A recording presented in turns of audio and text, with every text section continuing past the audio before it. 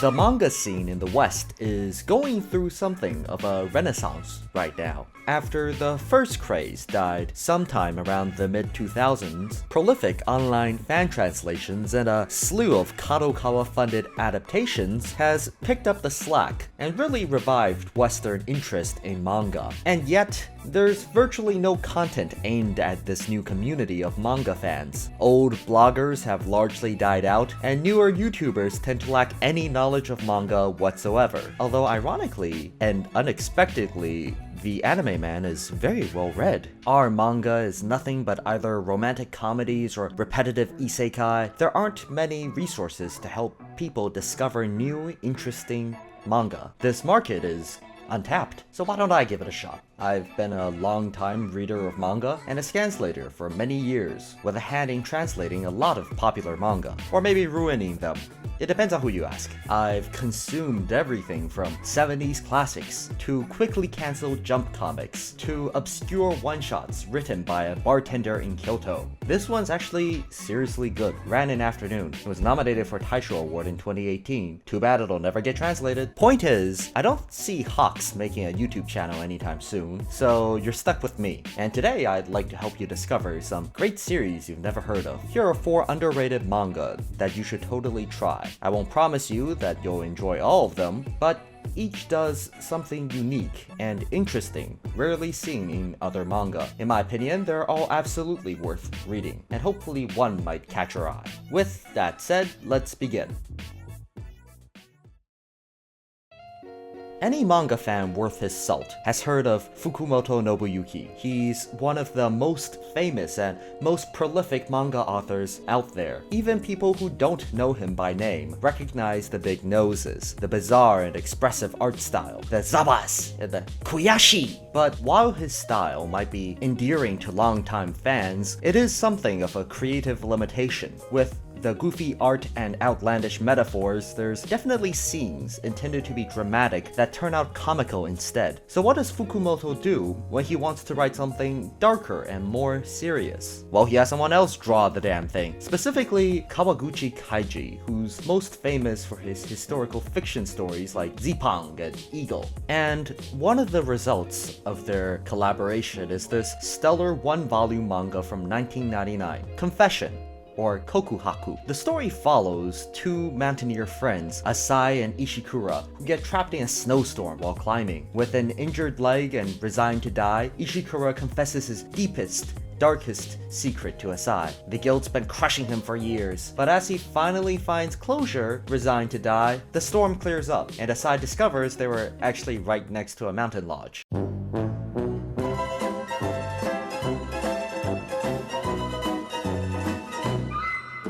Now, Ishikura's return to society is jeopardized by Asai's inconvenient knowledge. What ensues is a game of psychological cat and mouse where Asai must survive the night against a madman with nothing to lose. Kawaguchi-sensei has this realistic style with big, expressive eyes, kind of reminiscent of Hojo Tsukasa or Yoshizaku Yasuhiko. There's a lot of effort on drawing correct anatomy and distinct features, none of that Fukumoto same face going on. Yet, the complex mind games are straight out of Kaiji or Tobaku Halden Zero, and the atmosphere is just as tense as any other Fukumoto manga. Story events are heavily foreshadowed and twists come as a result of changing perspectives. That's a sort of restraint you don't see enough of in manga. With weekly deadlines, authors often struggle to keep their stories interesting and rely on poorly thought out left hooks. Fukumoto instead values suspense over immediate gratification, like a comic book Hitchcock. This manga is only 10 chapters long, and if you manage to get through the first, you'll finish the whole damn thing in one sitting. It's a superb demonstration of how an author can write a story radically different from what he's known for and still make himself instantly recognizable. Life is like a box of chocolates. You never know what you're gonna get. But when it comes to fiction, a lot of us have become so genre savvy and jaded that it's hard to genuinely surprise anyone anymore. Still, Abe Tomimi's Sora ga Haiiro Dakara throws me for a loop every time. It's a collection of short stories that range from heartwarming to heartbreaking and everything in between. Some are surreal gag comedies, some are gut-wrenchingly real, and there's a viscous, melancholic mood throughout. It's a little oppressive, like a rainy day, and you never really know how a story will turn out until you get to the end. Short story collections, almost uniquely, play with your expectation that way, and that's why I love them. A common thread in this anthology is an exploration of manga cliché. It asks the audience how much they take for granted and how contrived these writing conventions can get. Now, this isn't exactly original. This kind of postmodern perspective isn't uncommon in manga or anime. The culture has a long history of self-parody and self-criticism, but Sora ga Haiiro Dakara is not a condemnation of convention. It's using manga cliches to turn a lens on real life, examining how counterintuitive and absurd relationships can be. If anything, it wishes that life would be more like a manga, and it delights in pointing out the inconsistency between ideal and reality. There's an unpolished, unpretentious tone to it. So many of these anthologies or collections like to be avant-garde or experimental in art style or storytelling. It's refreshing to have something that just looks kind of plain and makes sure to be rooted in human experience. Some of these stories hit really close to home. The one that stuck out the most to me was about a poor single mom who had to deal with the fact that she couldn't provide her daughter the same luxury other kids have, putting on a strong face while doubting her ability to actually raise a child. I don't know, honestly, I went and called my own mom after reading that one. When it's sad, it's so crushing. When it's optimistic, it's powerfully uplifting. And life is never all happiness or all sadness. Unlike fiction, it's often ambiguous, with no clear answers or permanent solutions, and things rarely turn out as you'd expect. Abe-sensei's writing is rare in reflecting that sentiment. The stories in here like to end at the emotional climax, without closure and without catharsis, leaving the reader alone in trying to figure out what it all meant. But man, chapter 18 hits like a truck! Alright, next I'll share one of my personal favorites, Manila Spider by Abe Youichi. No relation to the previous author. In a town where a giant spider web covers the sky but no one seems to care, a boy named Tsutsuji has the remarkable talent of not being noticed by anyone, but he sees what other people can't. Spider-like aliens that descend from the web, eating people and using their bodies as skin suits. When the spiders attack Tsutsuji's crush, a girl named Mizuno, he teams up with a friendly alien, Tsuda, who gives him a deadly weapon to fight the aliens with, an old sink faucet. The story follows Tsutsuji as he battles the giant spiders while trying to win over the poor girl's heart. First and foremost, let's talk about the elephant in the room. It's impossible to discuss Abe Youichi without talking about his art, because it is quite distinct. Few authors have taken advantage of tool variety as effectively or as gratuitously as Abe-sensei has. The guy is the definition of line variation. Some parts were filled in with a ballpoint, while other lines have the distinct texture of a fountain pen nib. Still others are just ink splatters. Abe-sensei's art really demonstrates the flexibility of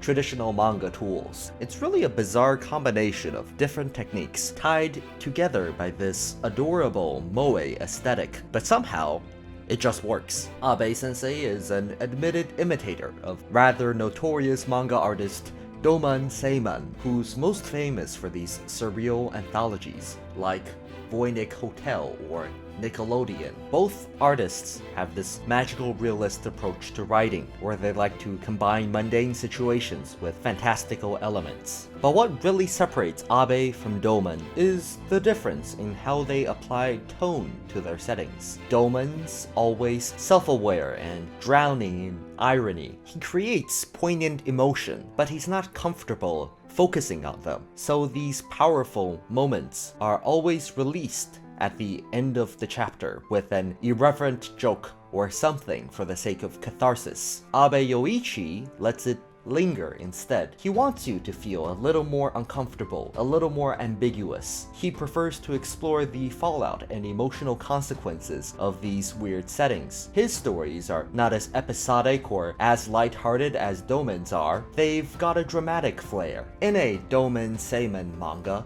a girl might befriend a dismembered head and think nothing of it while they muse about life and love together. In Abe Youichi's work, there's a whole backstory of trust and betrayal, and a date with a severed cranium is just a small part of a larger narrative. Maybe all these fantastical events were just a fantasy. When it comes to Vanilla Spider, I might go as far as to say that the silly premise is a red herring meant to disarm the reader toward the gut punches ahead. In a story about squishing spiders with sink faucets, you don't expect PTSD, of all things, to be a major plot device. Seriously, there's this bloody hand scene right out of that Scottish play. Vanilla Spider ran for 3 volumes and neatly fits into a traditional 3-act structure. It reads almost like a damn screenplay with how meticulously paced it is. I'm a picky, pedantic man, but there are few things I would as wholeheartedly recommend as Vanilla Spider. Of course, that comes with a caveat. As of October 2018, translations are stalled on Chapter 9. I don't know whether the Scanslation group ran into trouble, or if they dropped it, or if they're just too damn lazy, but I promise this to you. I will take responsibility for piquing your interest. If by the end of the year, no progress has been made on this manga, I'll do it myself.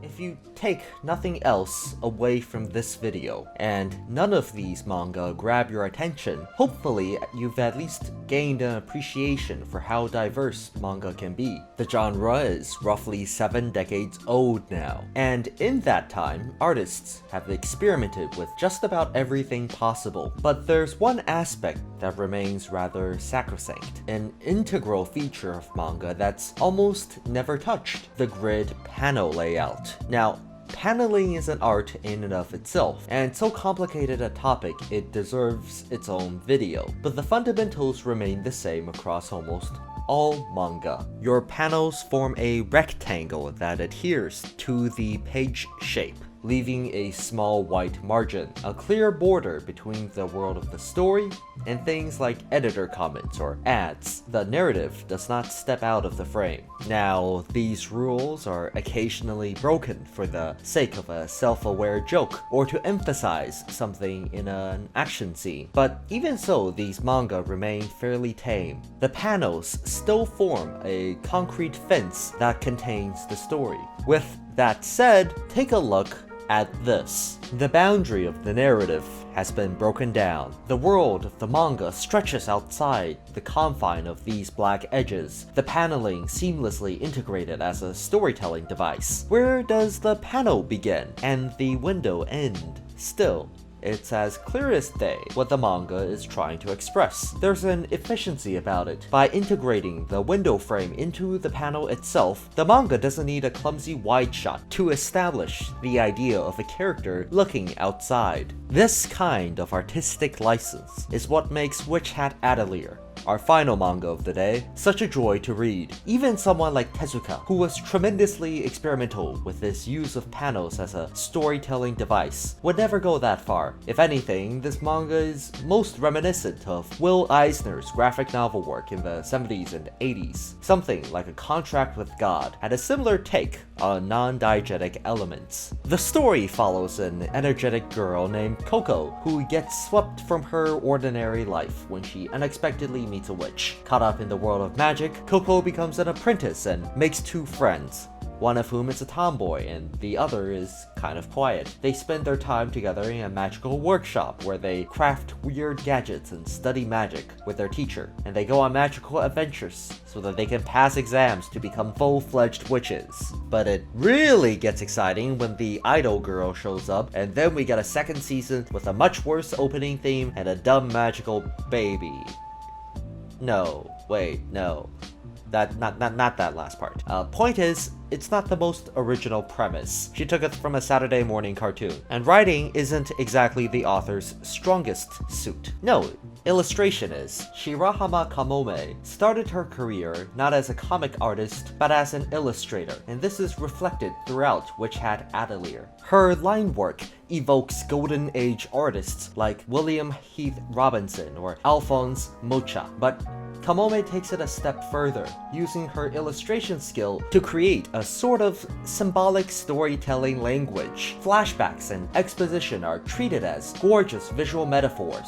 Little flourishes surround art, sacrificing consistency for a fairy tale flavor. Sometimes entire panels are shaped into magical globes or old scrolls of parchment, and all of a sudden you're in the character's shoes, reading an arcane textbook or looking over a map. This style is truly timeless, and Witch Hat Atelier has got to be one of the most immersive manga I've ever read. I will say though, if there's anything wrong with this manga, it's that the translation group are a bunch of poo-poo heads. Total lamos, especially the proofreader. He's always doing something or other and keeps delaying the chapter releases.